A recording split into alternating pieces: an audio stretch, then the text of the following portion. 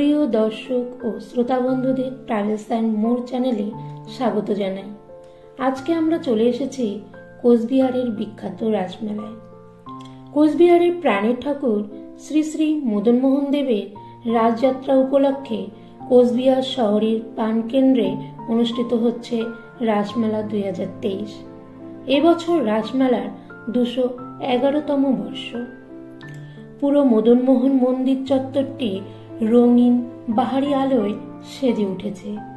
চত্বরে রাসচক্র বাঁধানো হয়। পুণ্যার্থীরা চক্র ঘুরিয়ে পুণ্য অর্জন করে। পাশাপাশি রয়েছে পুতনা রাক্ষসীর প্রতিমূর্তি। ছোট ছোট শেড করে বিভিন্ন পৌরাণিক কাহিনী মূর্তির সাহায্যে ফুটিয়ে তোলা হয়েছে। বিভিন্ন আলোকচিত্র ও মডেল এর প্রদর্শনী মন্দিরের চত্বরে ভিন্ন মাত্রা এনে দিয়েছে।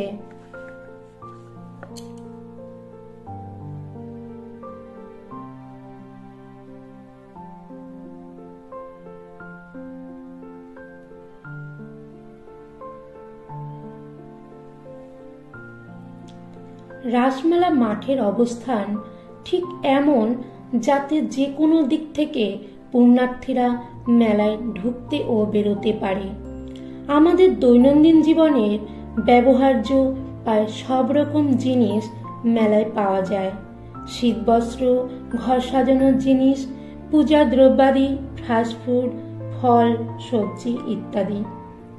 রাসমেলা মাঠের মূল প্রাঙ্গণে নাগরদোলা, মৃত্যুকূপ, এনজেএম স্টেডিয়ামে রাসমেলার সাংস্কৃতিক মঞ্চ ও নৃপেন্দ্রনারায়ণ হাই স্কুলের পাশে সার্কাসের তাঁবু বসে 2 সপ্তাহের জন্য।